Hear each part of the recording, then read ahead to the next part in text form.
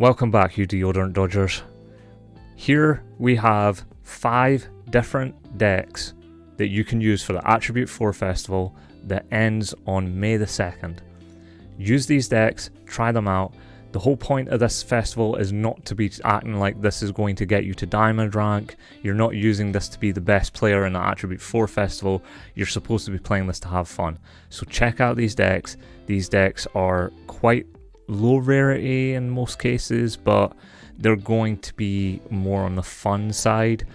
Decks that you may not see, decks that don't necessarily get a lot of time to be played because other decks are a little bit stronger than they are in the general rotation. So check out these decks for yourself. Let's get right into it. First and foremost, let's start with one of the strongest decks ever to grace Yu-Gi-Oh! Ever. Ice Barriers. If you invest into Ice Barriers now, it will pay off eventually, because we do have Ice Barrier support coming soon-ish. But if you've invested into Ice Barriers because you see the potential that they have, my suggestion is use it in this festival because it's fun. It's very fun. Give it a go. So the main trope, if you've never seen Ice Barriers, the main way that they work, the playstyle, is while you control another Ice Barrier monster, their effects can be activated or their effects are applicable. So for example, Defender of the Ice Barrier, while you control another Ice Barrier monster, they can't attack with anything that has 1600 or more attack. So it turns off your opponent's ability to attack while you control another Ice Barrier monster while you have Defender in the field. Other effects are like General Wayne. General Wayne is your consistency within the deck, which is why we run Ice Barrier with Foolish Burial Goods. So you use Foolish Burial Goods, send Ice Barrier banishes itself, send General Wayne bounces back to the hand. While you control another Ice Barrier monster and your opponent controls a monster, you can special summon this card from your hand, and when it's special summoned, you get to add an Ice Barrier spell trap card from your deck to your hand. That could be Freezing Chains, the Medallion, which adds any Ice Barrier monster, so no level restriction on that, or you can use Winds Over the Ice Barrier, or you can add the trap card if you really want to, but I don't really see a reason why you would. Anyways, Winds Over the Ice Barrier is your way of special summoning from the deck, essentially. As long as you have the Ice Barrier monsters to tribute, so if you have Revealer discards 1, special summons a Tuner, that's 2 monsters.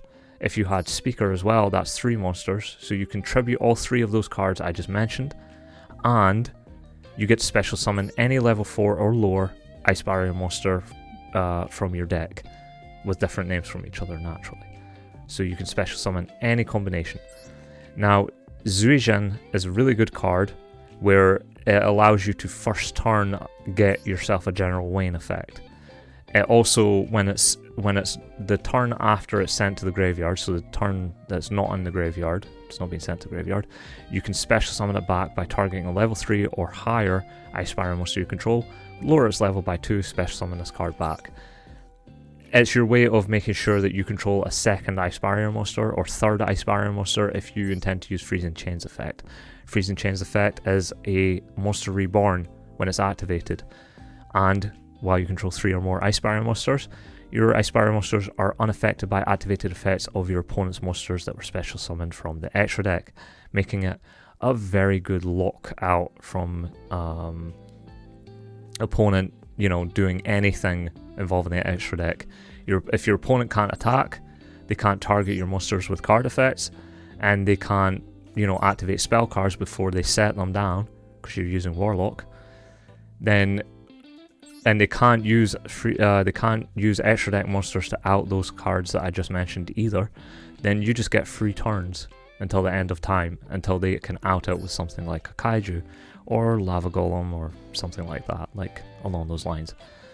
But yeah, try this deck out. Fun deck. We even run General Ryo. I know that people say that this is a bad card, but how can you think that this is a bad card when every monster effect that gets activated, they must discard a card or it's negated?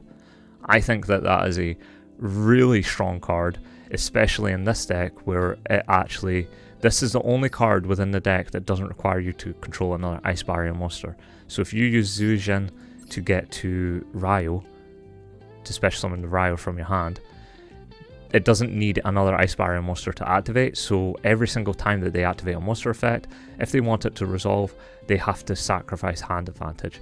It's your way of card ripping your opponent. Like, card looping your opponent for every monster effect that they activate is very, very beneficial. And it's got 2300 defense, so it's not exactly the easiest thing to get rid of. Give it a go, see how you feel about it. Julorn is our way of recycling the Freezing Chains. This guy allows you to bounce face-up cards you control to the hand, and then against 500 attack for everyone. But that's not the point of the effect. The point of the effect is you can bounce Freezing Chains, and then you can activate it again to reborn again. So Julorn is your way of creating a monster reborn every single turn. Great deck, give it a go, flex with the Royal Rare if you feel like it. Really great deck, fun deck. Next up we have Scraps. Scraps is, while we are missing some cards, I just don't feel like, you know, crafting the UR for this, so that is the difference here. Scraps is a very, very fun archetype where it's based upon Earth monsters, but we're running the actual Scrap deck. We're not just running, you know, Scrap dinos. We're running Scraps the way that they were intended. Even running Safe Zone. Again, you can run Safe Zone. Safe Zone is a tech choice. I would suggest running it. Basically what happens is you target your opponent's monster. When this card leaves the field, destroy that monster. So if you use Scrap Dragon on the Safe Zone and another of your opponent's cards, it'll destroy the opponent's monster when the Safe Zone leaves the field, and it'll destroy the opponent's card that you targeted. So whatever the other card that you targeted, which wasn't the monster, you get basically a +2, sorry, you get a pop 2 for destroying your own Safe Zone. That's how it works. Now, we do run some interesting choices here. The main combo of the deck is to normal summon Scrap Recycler. Scrap Recycler sends Olion. Olion plus the token of Olion plus Scrap Recycler is a Scrap Wyvern. Scrap Wyvern special summons Recycler. Recycler gets popped. When Recycler gets popped, you get to special summon a Scrap monster from your deck, and then you can destroy a card on the field. So you'll special summon Scrap Raptor. Scrap Wyvern will pop itself or pop another card on the field. And then you can use the effect of Scrap Raptor to pop itself to get an extra normal summon.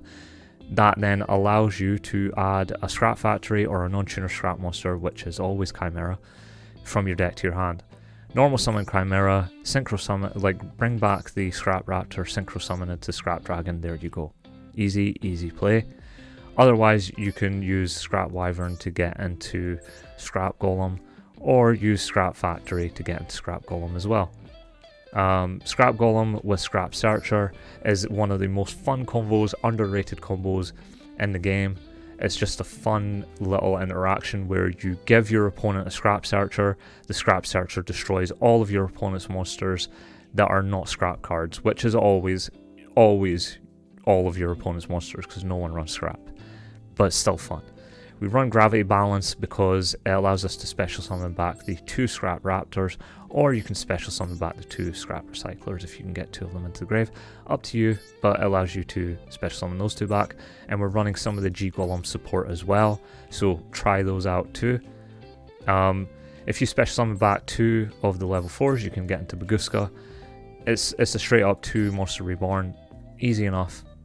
It's pretty straightforward, self-explanatory, and also the reason that we run Scrap Searcher is that it allows us to go into Naturia Beast with the Scrap Raptor. So Naturia Beast is synchro summonable here in this deck. Great deck, fun deck, and this card is actually very useful because you can pop it yourself. It won't get the second effect, but you can pop it yourself, or if you have a quick play in your graveyard, you can use it as bait. Get your opponent to pop it, and then you can search out a Forbidden Droplet or a Call By if you really want to. So yeah, it's a really interesting deck. Give it a go, see how you feel about it. Pretty low rarity, so you're not really struggling on it, but I really like this deck. This deck needs no introductions whatsoever. Speedroids, but we're running more of a pure variant. So This is more like we're running as many of the Speedroid cards as possible, making it more like a Crystal Clearwing type of strategy rather than just your average Speedroid swing for game herp derp sort of play. Which hence why we're not running things like Baron de Fleur.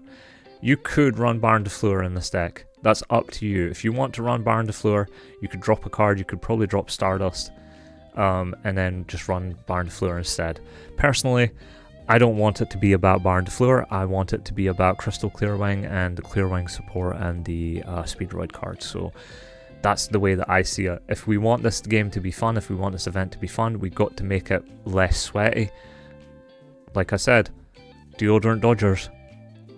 Make sure that you're not sweating too hard in your fun events. We run cards like Scrap Iron Signal because a lot of these cards actually involve a Synchro Monster as material. This is a spell speed 3 negation of a monster effect that resets itself after being activated. So instead of being sent to graveyard, it sets itself back down. That is a once per turn spell speed 3 negation, as long as you control a Crystal Clearwing, a Crystal Wing, a Crystal Clearwing, or a High Speedroid Clearwing. So as long as you control one of those three, you have access to this card. Alternatively, you can run things like Gravity Collapse. Gravity Collapse is very, very underrated. If you've never seen this card, you can send one face-up Synchro Monster you control to the graveyard, negate the summon when your opponent would summon a monster, so that includes a normal summon. It negates the summon, and then you destroy the monster, and then your opponent can't summon until the end of this turn. So you would Synchro Summon High Speedroid Puzzle, and then you would use Gravity Collapse on the High Speedroid Puzzle during the end phase. Then you can add a Speedroid monster in your graveyard, except High Speedroid Puzzle, and then you can add that to your hand, basically. Pretty straightforward combo. You can do it that way if you choose to do it that way, but the deck has options. The deck has a lot of variability. The only thing the deck doesn't have a lot of is Spell Trap Hate, but you get a lot of value from this card here, which is Kite Drake. Kite Drake allows you to just Black Rose Dragon your opponent's entire board. So, again, pretty straightforward card. Use this card when you are scared of your opponent's back row. But yeah, we've all seen this deck. We all know what it does. I don't really need to do too much on it. So we'll move right on. Next up, we have one of my favorite archetypes, Fire Fist. Now, Fire Fist, if you've never seen this deck, it uses a combination of continuous spell cards and continuous trap cards to get the effects of these Fire Fist monsters, but Eagle turns all of that off. So with the Link monster, you don't need to send any of your Fire Formation cards to activate your Fire Fist monsters. So the combo, the ideal combo for this deck is you have Tenki, you can get to Tenki. Tenki adds Raven or Elephant. Whichever one you don't have in your hand, add that one. Then you normal summon the Elephant, special summon Raven by sending the Tenki. Elephant then puts the Tenki back into the deck, you add the Panda to your hand, and then you link off into Eagle. Once you've linked into Eagle, Raven's effect will trigger because it's sent from the field to the graveyard. So Raven's effect, once it's linked off, will get you to Tensu. Tensu, when activated, you won't activate the effect of Panda on this particular activation. What you want to do is you want to use the effect of Eagle to bounce a Fire Formation spell, which is the Tensu that you just you just activated, has to be face up. You bounce the Tensu, you then send Dragon to the graveyard. Once Dragon's sent to the graveyard, then you reactivate the Tensu that you've put into the hand. You special summon the Panda. Panda allows you to special summon itself when a Fire Formation spell is activated, and then it special summons a Fire Fist from the graveyard, which allows you to special summon Dragon. Dragon, when you can send 2 face-up Fire Formation spell trap cards you control, and then Monster Reborn a Fire Formation from your graveyard. But because Eagle's on the field, again, we don't need to use the sending 2 cards, so we don't need to send 2 cards. So you don't need to do that. Now this card that you special summon from the dragon could either be the level 4 elephant or it could be the raven again. Now ideally with dragon you're going to revive elephant and then you're going to rank 4 into the Tiger King, or you're going to make Cardinal, but you're probably going to make Tiger King. Tiger King allows you to get into the fusion if you want to use Engen, which allows you to fusion summon the Swan. But also you can use Domei if you have access to the Eland, which is a free monster negation on your opponent's, like it's a quick effect monster negation, essentially. So, and again, while you have the eagle on the field, it doesn't have the requirement to send a fire formation from your spell trap card. So it's just a free monster negation while you control eagle. So straightforward, really good deck, fun deck. Not too high on cost, but you know, some of the SRs and URs can put you back a little bit. But at the end of the day, super fun deck and has access to a spell trap Omni Negate that can be reused with the effect of Eagle. Eagle can take the fire formation cards that you're using, like that you've used in your graveyard or on the field if they're face up, and bounce them back to the hand. So use Eagle, use Elephant to recycle your used fire formation cards, and that's fine. Now last but not least, and definitely not least by any means, we have the creme de la creme of decks. This is Madolche Shizu. Now you're going to go, well, why the hell are you mixing Shizu? That doesn't synergize. I disagree. These are Earth Fairy monsters. These are some Earth Fairy monsters, boys. You can use these cards. They're very, very splashable into this tech, and you use Alsa to lower the impact of the fact that you've only got access to one of each of the Shizu cards. However, this deck is very, very playable, and while it may turn off Petting Cessor when it comes to the having no monsters in your graveyard, especially summon this card from your hand, sometimes it can actually make it playable because you have access to Medora and Keldo, which shuffles the cards back into your deck at will, which then can trigger your Salon, can trigger your Ticket, can bounce them back to the hand instead with the Glass Souffle. All these cards, between Glass Souffle and Chateau, you get access to so many ways to abuse this. So personally, I think this is a very fun way to use a Shizu. Doesn't have to be crazy good, doesn't have to be crazy broken. I think that this is an ideal scenario where a Shizu are just good enough where you can use it and feel good about using it when it does work, but not good enough that it feels oppressive to your opponent and that you feel like you're just absolutely destroying, you know, the sweatiest of sweat lords using Marincess. But try it for yourselves, see how it goes. I mean, this is a 20-minute video on 5 different decks. See what you think about them. Leave a comment below, let me know what you think. Like, subscribe, all that stuff. Really appreciate all the love and support that I've gotten recently, and thank you guys again for watching. Enjoy the rest of this festival, because after this, it's right back into ranked, it's right back into tier limits, it's right back into Spright, and it's right back into Runick. I know you can't wait for Bestials and Kashtira format.